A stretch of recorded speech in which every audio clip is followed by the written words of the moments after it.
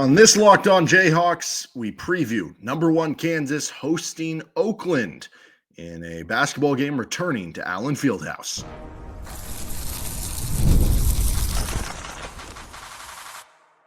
You are Locked On Jayhawks, your daily podcast on the Kansas Jayhawks. Part of the Locked On Podcast Network, your team every day. Derek Johnson, you can give me a follow on Blue Sky at Derek Johnson. And this is Locked On Jayhawks. Thanks for making it your first listen every day. We are free and available wherever you get your podcasts, including on our YouTube page where you can like and subscribe to the show. On this episode of Locked On Jayhawks, we are going to be previewing number one Kansas in basketball against Oakland. We did our KU football preview against BYU here as well, so you can check out that one on the feed, as well as plenty of our other shows. And again, thank you to every day is already catching each and every one of those. So we're going to get into the headlines of the game, the opponent scouting report for Oakland, matchups of the game, players to watch, all that on this episode of LOJ, which is brought to you by FanDuel Sportsbook. You can start the season with a big return on FanDuel. New customers can place a $5 bet, and you'll get started with $150 in bonus bets if you win your first $5 bet. Just visit FanDuel.com to get started today. Kansas hosts Oakland Saturday night at 5 o'clock. Works out that the football game's at 9:15. So you go down Fieldhouse, you check out the game, then you go to your favorite sports bar, go back home, watch the football game, and boom, you have a full night of KU athletics late into the night. And top headlines for this one, KU coming back home from the Champions Classic after the win over Michigan State.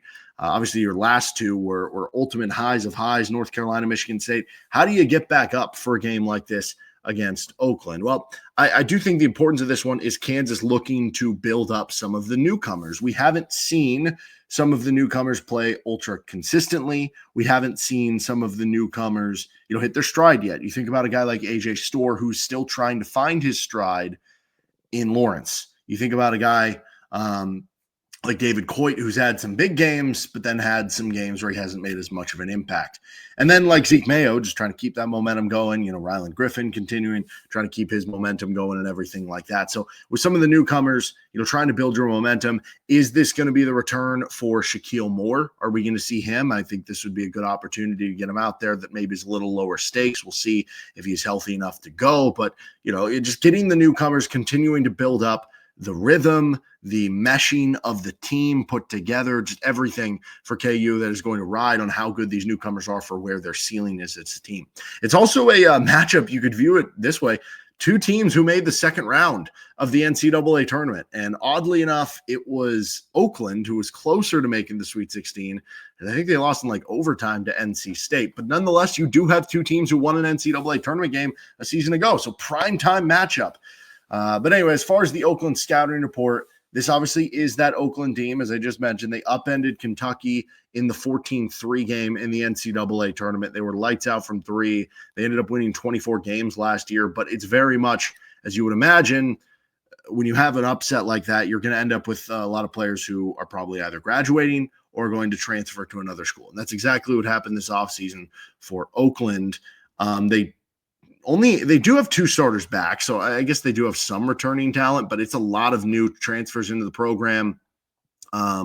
Currently, they're ranked just inside the top 200 on KenPom. They're 1-2 on the season so far. Not a lot to tell from their one win. They beat a non-Division I team by 23 points. And then their two other games that they've played are against top 50 KenPom opponents. So you could view that as, hey, they've played a bit of a tough schedule for what they're going to look at. They played a top 50 Boise team that's been I think, consistent NCAA tournament team, but they lost by 44 points. But then they actually most recently played an Illinois team that's kind of a borderline top 25, top 30 team in the country, and they only lost by 12 on the road, which is far from a bad loss for Oakland on the road against Illinois. Interestingly enough, you think of Oakland and how they played in the NCAA tournament last year and run and gun from three would be your kind of immediate thought. Well, that's not been the case early this season for them. They are playing slow as molasses. This is one of the slowest paced offenses in the country so far. They do get up a ton of threes regardless of that. But it has been night and day in terms of the shooting percentage. The actual amount of threes they're taking is actually pretty in line with what it was last year. But they come in shooting just 13.7% from three. That is not a typo or misspoken. 14% from three, basically. Now, you could view that and say, well, there's a reversion coming. You just hope it's not this game.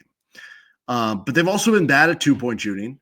They've turned the ball over too much on offense. They're not getting to the free throw line much. They're not getting offensive rebounds. So they've just been bad through 3 games on offense, basically just everywhere. But again, the track record here does make you think that typically they're going to have three-point shooters and they are going to at least have more shooting pop at some point. Is the reversion going to come this game? Is it going to come down the road? Who knows?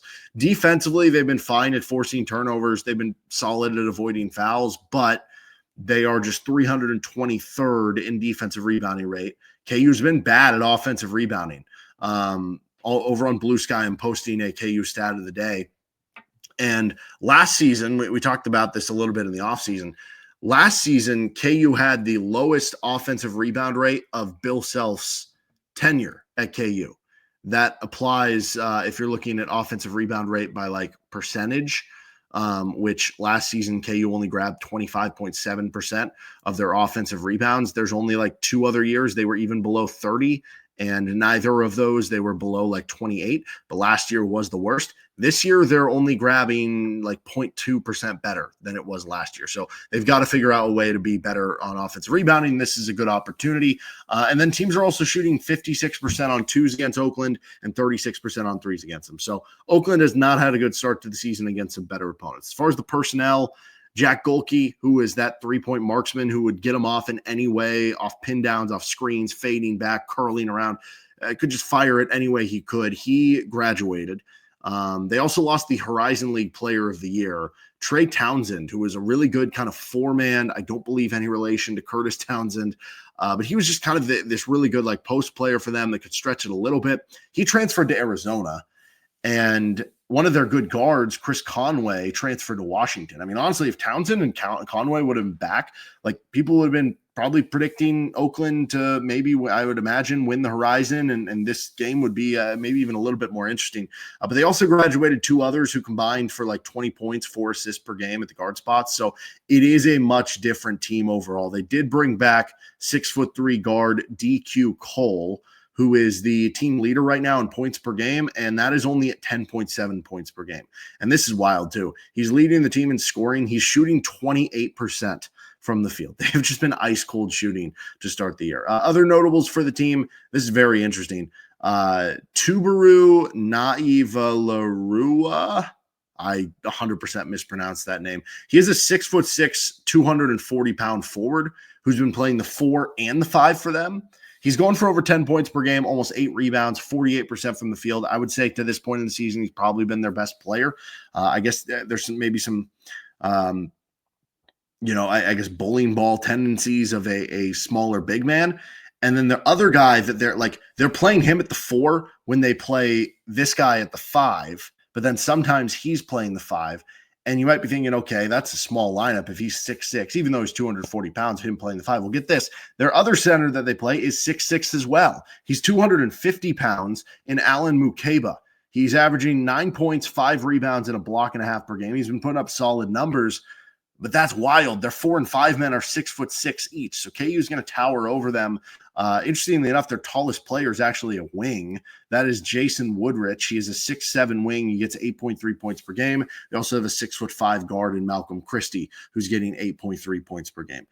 What's interesting in the 2 centers who play all their minutes, which are both those guys, and then one of them is going to even play some minutes at the 4 while the other's at the 5, even though they have good weight to bang in the post, which maybe that helps them more against a guy like Flory, like Hunter is going to tower over them.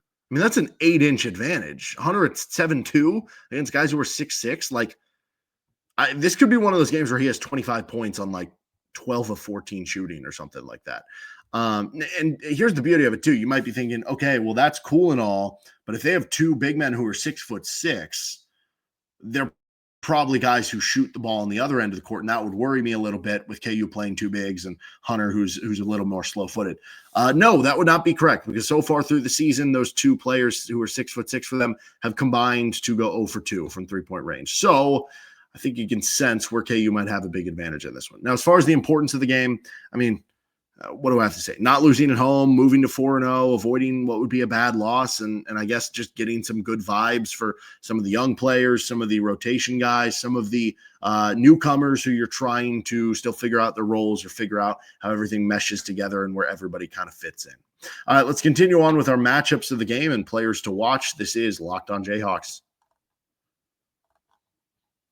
This episode of the show is brought to you by Omaha Steaks. Nothing delivers comfort and joy quite like the unrivaled quality and taste of Omaha Steaks. This year, skip the holiday hustle and bustle and save 50% off gourmet gifts site-wide at omahasteaks.com. Plus, get a $30 reward card when you shop early and score an extra $30 off with promo code COLLEGE. With 5 generations of experience, they consistently deliver the world's best steak experience, and the gifting experts at Omaha Steaks have made it easy to deliver the perfect gift with thoughtfully curated gift packages starting at $89.99. From legendary steaks to mouth-watering desserts and more, save 50% off site-wide at omahasteaks.com.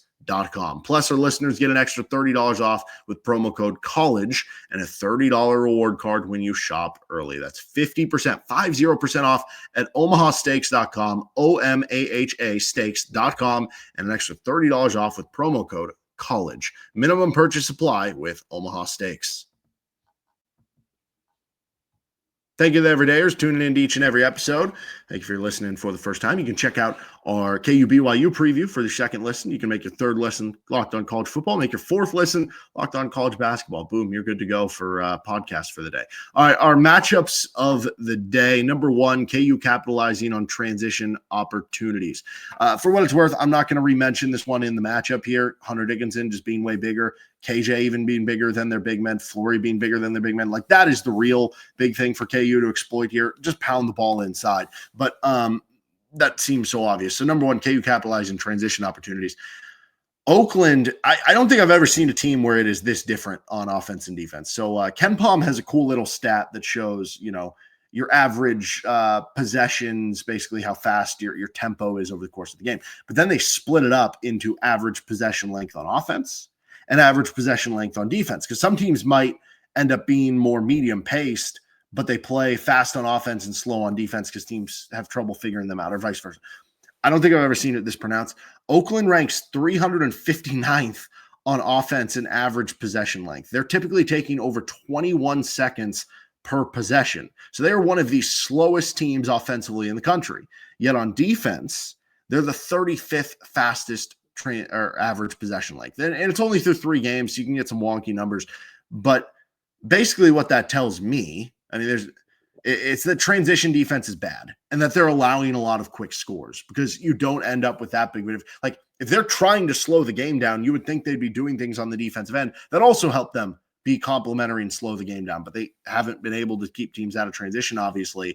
And plus, when you miss a lot of long threes, which they do, that's going to lead to a lot of real long runouts. So for KU, you're going to get transition opportunities. Jayhawks are currently scoring over 16 points per game in transition. That ranks in the 86th percentile, according to CBB Analytics. And that means KJ Adams, Zeke Mayo, DeJuan Harris, lots of transition assists. That means Hunter Dickinson, he has more of his good outlet passes. That means Flory Badunga is probably going to have some good transition dunks. AJ Storr should be fired up for that matchup, because I think that's been the best part about his game so far in a Kansas uniform has been his transition offense. And then probably some transition threes for guys like Griffin and Mayo as well. Number 2 is get out on their three-point shooters. I know they haven't shot well from 3 so far. Let me reiterate. They're shooting 13.7% from 3. That is literally the worst in the country. Yet they're still taking them 25 times per game. Now, a couple things you can wean from that. One, the fact that they're taking 25 a game. One part of that is like style and scheme, what they want to do. The other part of that probably tells you that they're better than they're shooting, because they are taking them that much, and their coaches has seen them practice and do all these things that he says, yeah, we are a better shooting team than that might indicate. Even if you don't think they're a good shooting team, though, like for instance, last season, they shot 36% from 3 on 25 attempts per game, and they were a very good 3-point shooting team. Even if you don't think they're that with all the losses, even if you think they're like a bad efficiency 3-point shooting team, even if they're 31 or 32%, they're not going to keep shooting 14%. And so at some point, a reversion to the mean is going to come. Now, does it guarantee that the reversion to the mean is going to happen in this game and start in this game? No, absolutely not. They could shoot even worse. The number could go down in this game, and maybe the reversion of the mean comes, a month from now or something like that. You don't know how that works. But typically you think about it for Kansas right now with the personnel that they have. What are the things that scare you most defensively? For me, it's teams who can run ball screens, who have good guards, and who shoot a lot of threes and can space you out. And that is what Oakland is going to try to do. And it also tells me that they're still chucking, they're still shooting, even with them not going in. They're not going to be afraid to just keep shooting in Allen Fieldhouse. The moment's not going to bother them, I would think, too much. So for Kansas, get out as much as you can, defend the three, defend ball screens, so forth, and show what you can do here. I definitely do wonder if Bill Self, saw the style Oakland plays and went into this season thinking that same thing, like, hey, this might be a weakness for us. This could be a good opportunity to get some reps, get some practice against a team who does this. Let's schedule Oakland. I don't know how far in advance they scheduled this game, but I certainly wonder that coming into this matchup. But yeah, I guess a good opportunity to practice against that in this one for KU. Our player matchup is DQ Cole, who plays someone for them, but he's mostly their two guard against Zeke Mayo. So Cole leads them in points per game, but he hasn't shot well from the floor so far. He also hasn't shot well from three, but he does lead the team in 3-point attempts. You look at Zeke Mayo, he's leading Kansas in 3-point attempts. You have these two guards who are going up against each other who can kind of be combo guards, handle a little bit. Both can score the basketball. Both can shoot it from 3-point range. Both have solid size. Cole at 6'3", Mayo at like 6'4". I think that'll be a fun matchup in this one for both ways. All right, let's finish with our players to watch. That coming up next. This is Locked On Jayhawks.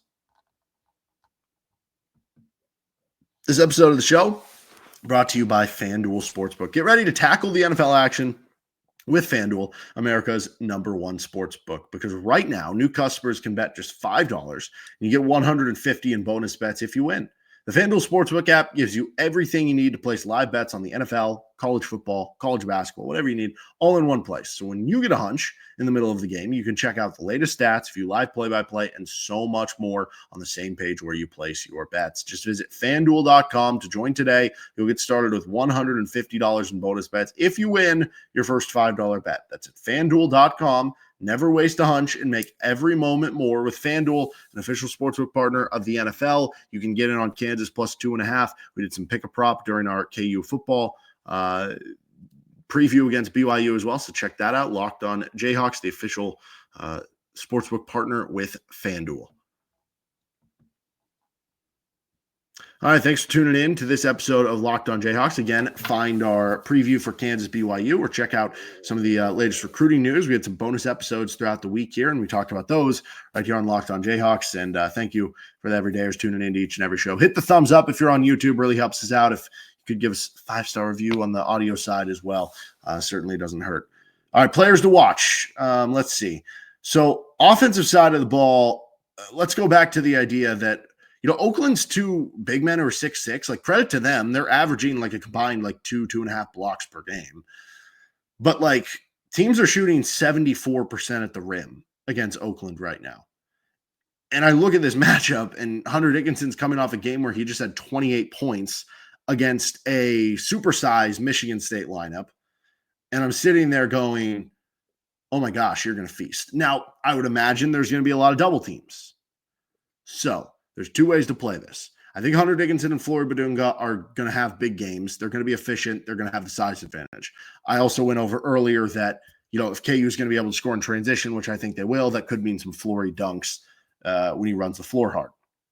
But the other part of this is that players who are set three-point shooters, so I think Rylan Griffin and Zeke Mayo, I think are set up, maybe David Coit in a game like this, right, are set up to have a big game because they're going to have to double Hunter Dickinson. Somebody's going to be open for a three. Now, they're going to probably try to double with the guy off of KJ. So how does that affect things? Maybe it just means a big game for KJ cutting. I think that'll be interesting. But overall, I think Hunter Dickinson is the answer here because he should be able to score efficiently. If he is being doubled, he should be able to rack up some assists. The transition play, he's a good outlet passer, and he should be able to rack up some rebounds against what's been a bad rebounding team. So Hunter Dickinson is our offensive player to watch. Shocker there. Defensive player to watch is DeJuan Harris. Jalen Jones is the main point guard for Oakland so far this season. But they play several guys there point guard because even though Jalen Jones is the main guy, he's playing like 20 minutes per game. But he's getting 2.3 turnovers per game in just 20 minutes per game.